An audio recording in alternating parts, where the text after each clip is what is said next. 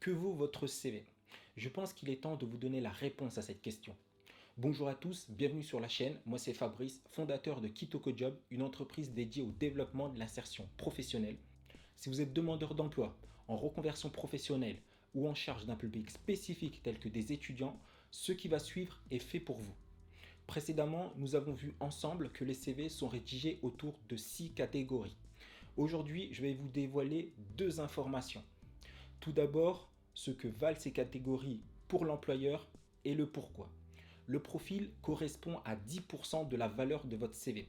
Les éléments en votre faveur peuvent être votre sexe, que vous soyez un homme ou une femme, cela peut vous être favorable sur certains postes. Votre âge, imaginons que la retraite est à 70 ans, l'employeur aura plus d'intérêt de prendre un candidat de 20 ans plutôt qu'un candidat de 40 ans à engagement égal, car son objectif est d'avoir du personnel sur du long terme. Votre lieu de résidence. Un candidat qui réside à proximité de l'entreprise réduit ses chances d'être en retard. Et en cas de besoin urgent de personnel, cet avantage améliore le temps d'intervention du candidat. Et votre mobilité. Le simple fait d'être titulaire du permis ainsi que d'avoir votre véhicule personnel est un plus non négligeable.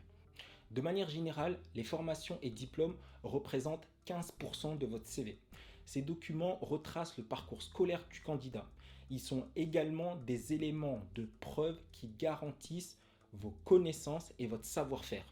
Cependant, il y a des exceptions. Certains emplois peuvent vous être accessibles uniquement sur présentation de ces formations ou diplômes, sans avoir d'expérience professionnelle au préalable. Exemple très fréquent, être titulaire des différents CACES qui sont des permis pour engins de manutention dans le domaine de la logistique. C'est pour moi un pouvoir immense. Dans cette situation, cette catégorie représente quasiment 100% de votre CV. Les expériences professionnelles constituent 20% de votre CV. Contrairement aux formations et diplômes qui retracent le parcours scolaire, les expériences retracent le parcours professionnel du candidat. Ces mêmes expériences regroupent à la fois les lieux où vous avez eu l'occasion d'appliquer vos connaissances professionnelles, je fais référence au stage, et les lieux où vous avez pu compléter, voire perfectionner votre savoir-faire durant des CDD ou CDI. Cette catégorie s'est vue prendre de l'importance au fil du temps. Les compétences sont la catégorie de votre CV la plus importante. Je répète, c'est la catégorie la plus importante. Elle regroupe 45%. C'est énorme. À travers vos compétences, l'employeur découvre ce que vous êtes capable de faire sur le plan professionnel.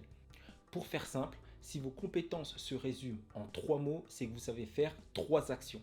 Bien souvent, le candidat ne développe pas assez cette catégorie ou pire encore, la délaisse. Sachez qu'une embauche peut se faire uniquement sur un candidat qui a clairement mis ses compétences en valeur et qui correspond aux exigences de l'employeur. Ma formation vous explique en détail comment réaliser cette mise en avant de vos compétences. Il est fréquent que les langues représentent 5% de votre CV. Leur valeur varie énormément. Si le poste proposé ne nécessite pas absolument la maîtrise d'une langue étrangère ou la maîtrise de la langue française, peu importe votre niveau, il n'aura aucun poids dans la décision de l'employeur. Mais à l'inverse, si le poste nécessite la maîtrise d'une langue étrangère ou de la langue française, là, votre niveau aura davantage de valeur, comme pour un poste de réceptionniste dans un hôtel. Les centres d'intérêt représentent 5% de votre CV. Ces informations relèvent de votre vie privée. Elles ne sont donc pas obligatoires. Cependant, il ne faut pas oublier que l'objectif du candidat est de convaincre l'employeur en marquant des points.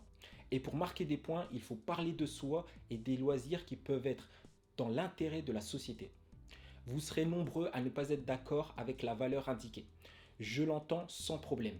Mon objectif n'est pas d'être bon sur les chiffres, mais essentiellement de vous donner une idée de ce que vaut chaque CV pour un employeur. La vidéo touche à sa fin. Je vous remercie d'avoir suivi la vidéo jusqu'au bout. Je vous souhaite bonne chance dans votre recherche d'emploi et je vous donne rendez-vous au prochain épisode.